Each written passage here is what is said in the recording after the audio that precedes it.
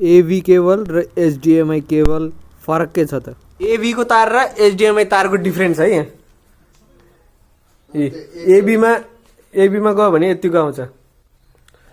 यो यो यो यो झिर झिर झिर झिर झिर झिर छ। मोबाइलमा त अलिअलि ठिकै देखियो, त्यहाँ साँच्चीकै आँखाले देखा भन्दा चाहिँ, तर त्यो वास्तवमा झिर झिर झिर झिर छ। यो एबीको भयो। अब एचडिएमआई कोबाट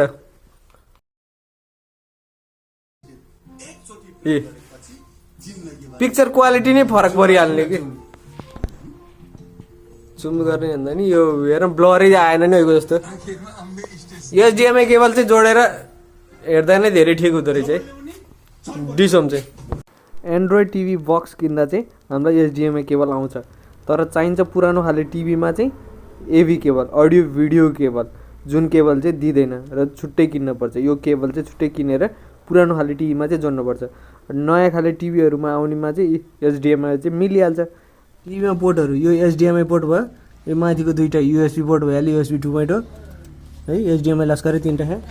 अनि यो अरू तलबाट के पोर्ट छ हेर्ने, नेटको भइहाल्यो, एबीको भइहाल्यो, अरू मेरो घर पशुपतिमा चढाएँ अनि त्यहाँ एउटा आमालाई भनेर छुट्टी है, त्यहाँ आमालाई ल्याएर यो चाहिँ आजकल नेटहरूमा आउने स्मार्ट टिभी बक्स जुनसित आउँछ एचडिएमआई केबल है।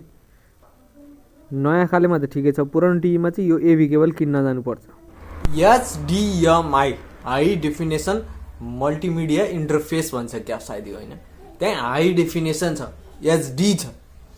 अब एभी भनेको त अडियो भिडियो भइहाल्यो, एभी केबल भने त अडियो भिडियो केबल भइहाल्यो।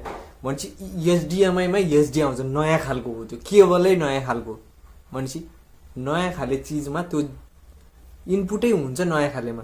तर नयाँ टिभीहरू सबैमा चाहिँ त्यो ज्याक मात्रै आउँछ भन्ने छैन। अब स्यामसङहरूमा चाहिँ एचडिएमआई मात्रै थियो, एभीको ज्याक थिएन नयाँमा।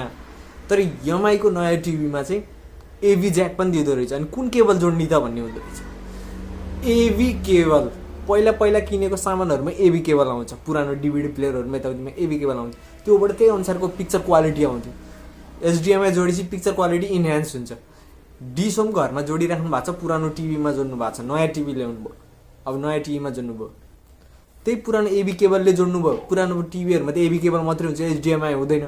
तर नयाँमा पनि एभीले नै जोड्नु भयो, जोड्न त मिल्ने खाले टिभी ल्याउनु भयो भने जोड्नु भयो। त्यो जुन क्वालिटी ब्लर जस्तो हल्का के नमिले जस्तो आउँछ, त्यसलाई मिलाउनलाई एचडिएमआईको तार जोडिदिनुहोस्, मिल्छ, बवाल हुन्छ। त्यो मैले सुरुमा देखाएको चाहिँ डिसोम जोडेको त्यही देखाएको। अब मोबाइलमा त उस्तै देखियो होइन, तर रियल आँखाले हेर्दा चाहिँ सुरुमा चाहिँ हल्का मधुर किरकिर ब्लर ब्लर ब्लर जस्तो थियो कि, त्यही चाहिँ मिलाएको होइन। यो चाहिँ तपाईँले आफूले पनि मिलाउन सक्नुहुन्छ है। एचडिएमआई डिजिटल, एभी केबल एनालग हो कि, यिनीहरू दुइटाको डिफ्रेन्स चाहिँ त्यस्तै छ है।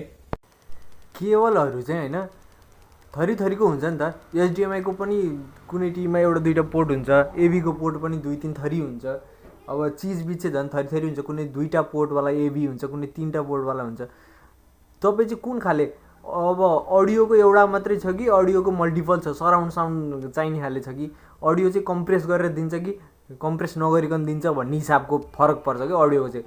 धेरै जसो अडियोको चाहिँ एउटा अथवा 2टा, भिडियोको एउटा, त्यस्तो हुन्छ होइन। अब यहाँ चाहिँ यो एचडिएमआईको त अब ज्याक एउटै भइहाल्यो सर्लक्कै, सबै त्यहाँ इनपुट चाहिँ एकैचोटि डिजिटल्ली दिन्छ, कम्प्रेस नगरिकन दिन्छ जस्तो लाग्छ है मलाई, जहाँसम्म लाग्छ। अब यो चाहिँ एभीको ज्याक भइहाल्यो, जतिखेर नि चाहिने त्यही हो।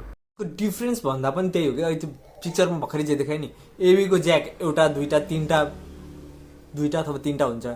एचडिएमआईको एउटै ज्याक एउटै कनेक्ट गरेपछि सबै काम गरिहाल्यो।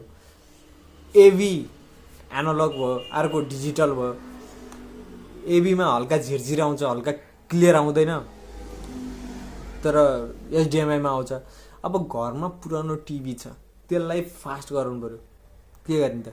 पुरानो टिभीलाई फास्ट गराउनलाई तपाईँले त्यो अब पुरानो टिभीमा सबै चिज चल्दैन, केबल नेटबाट चल्ने बनाउनु पऱ्यो। एन्ड्रोइड टिभी बक्स हाल्नुभयो, स्मार्ट बक्स हाल्नुभयो, महिने पछि पैसा तिर्नुपर्छ त्यो नेटहरूको स्मार्ट बक्सले। एन्ड्रोइड टिभी बक्स ल्याउनु भयो भने एकचोटि पैसा तिरेपछि बस पुग्छ। अब पैसा दुईटालाई उस्तै पर्छ, बाहिर गाडी पैसा दुईटालाई उस्तै पर्छ। हेर्नु है, 2000 समथिङको एराउन्ड पर्छ स्मार्ट बक्स पनि, एन्ड्रोइड टिभी बक्स पनि उस्तै पर्छ। तर एन्ड्रोइड टिभी बक्स एकचोटि पैसा तिरेपछि मोबाइल किने जस्तो भयो, एन्ड्रोइड भयो टिभी स्मार्ट भयो। तर त्यसको लागि एभीके ज्याक चाहिन्छ, एचडिएमआई सपोर्ट गर्दैन पुरानो टिभीले। नयाँ टिभीहरूमा हाल्नु पऱ्यो भने नयाँ चाहिँ स्मार्ट जस्तो टिभी पेनड्राइभ सेनड्राइभ जोड्नमा एचडिएमआई ज्याक छ, तर स्मार्ट पनि होइन केही पनि होइन, एलइडी टिभी सिम्पल खाली मात्रै छ नि, त्यसलाई त्यही 3-4 हजारमा एन्ड्रोइड बक्स ल्याएर जोडेर नयाँ बनाउन मिल्यो। तरिका आफ्नो आफ्नो चोइस हो।